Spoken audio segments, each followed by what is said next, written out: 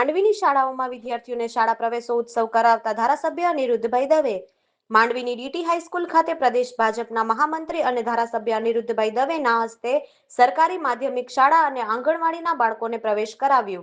પ્રવેશોત્સવની ઉજવણીમાં ડીટી હાઈસ્કૂલના ધોરણ 9 તેમજ સરકારી ઉચ્ચતર માધ્યમિક શાળાના ધોરણ 11ના અને આંગણવાડીના બાળકોને અનિરુદ્ધભાઈ દવેના હસ્તે પ્રવેશ આપવામાં આવ્યું હતું.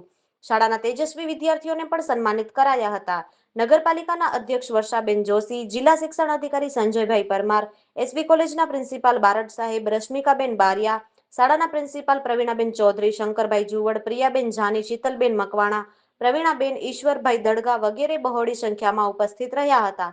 કાર્યક્રમનું સંચાલન સ્નેહાબેન તેમજ વિદ્યાર્થી જેની લીંબાણીએ કર્યું હતું, જ્યારે આભાર વિધિ મહેશ પટેલે કરી હતી. દેશના યશસ્વી પ્રધાનમંત્રી નરેન્દ્રભાઈ મોદી સાહેબ જ્યારે મુખ્યમંત્રી હતા ત્યારે એમણે શરૂ કરેલો શાળા પ્રવેશોત્સવ આજે એક ખૂબ સુંદર રીતે વિકસિત થયો અને એના ફળ, એના ફૂલ, એની સુગંધ ચારે તરફ પ્રસરાઈ રહી છે.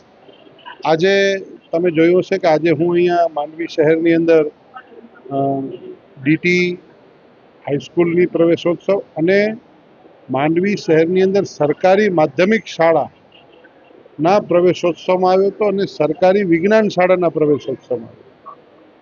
જે દીકરીએ અહીંથી પ્રતિભાવ આપ્યો કે મને ટકા ઓછા હતા, એને કારણે ગ્રાન્ટેડ શાળામાં વિજ્ઞાન પ્રવાહ ભણવાની ખૂબ ઈચ્છા હતી, પરંતુ વિજ્ઞાન પ્રવાહમાં એડમિશન લઈ નથી શકતી.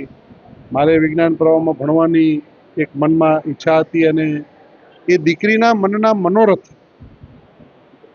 ભારતીય જનતા પાર્ટીની સરકારના મુખ્યમંત્રી ભૂપેન્દ્રભાઈ પટેલ સાહેબે પૂર્ણ કર્યો. એ મનોરથ અહીંયા એટલા માટે સિદ્ધ થઈ શકે છે કે ગરીબ વિદ્યાર્થી જે સામાન્ય પરિવારમાંથી આવે છે એના દીકરા કે દીકરી, આજે તમે જોયું કે વિજ્ઞાન પ્રવાહની જાહેરાત માત્ર નથી કરી, ભારતીય જનતા પાર્ટી માત્ર જાહેરાત નથી કરતી, ભારતીય જનતા પાર્ટી વાસ્તવિક સ્થળ ઉપર, ભૂતલ ઉપર ઉતરીને પરિણામ સિદ્ધ કરે છે. તો અત્યારે અહીંયા 7 વિદ્યાર્થીઓનું નામાંકન પણ થયું છે. મારે આ તબક્કે આપના માધ્યમથી સૌ દર્શક મિત્રોને, શ્રોતા મિત્રોને અને માંડવી વિસ્તારના લોકોને એ પણ જણાવવું છે કે 2024માં આ જ વિસ્તારમાં આપણે સરકારી સામાન્ય પ્રવાહ મંજૂર કરાવ્યો. ત્યારે 3 વિદ્યાર્થીઓથી શરૂ થયેલો સરકારી સામાન્ય પ્રવાહ આજે 26 ગરીબ વિદ્યાર્થીઓ ભણી રહ્યા છે અને એમાંના કેટલાક વિદ્યાર્થીઓ 12મું પણ પાસ આઉટ કરી રહ્યા છે. એમ આ વખતે વિજ્ઞાન પ્રવાહ મંજૂર કરાયો છે. મિત્રો, શિક્ષણ એ આવનારા દેશનું ભવિષ્ય છે, પાયો છે અને પ્રધાનમંત્રી શ્રી મોદી સાહેબ એના માટે ખૂબ મદદ કરી રહ્યા છે. ત્યારે એમના માધ્યમથી અહીંયા વિજ્ઞાન પ્રવાહ લાવ્યા છે. તમે જે પ્રકારે કહ્યું એ પ્રકારે ગઢશીશાની અંદર પણ વિજ્ઞાન કોલેજ, વાણિજ્ય કોલેજ અને સામાન્ય કોલેજ, આ ત્રણેય પ્રવાહોનું કોલેજનું પ્રારંભ ત્યાં થઈ ગયો છે. જાહેરાત નથી કરી, થઈ ગયો છે.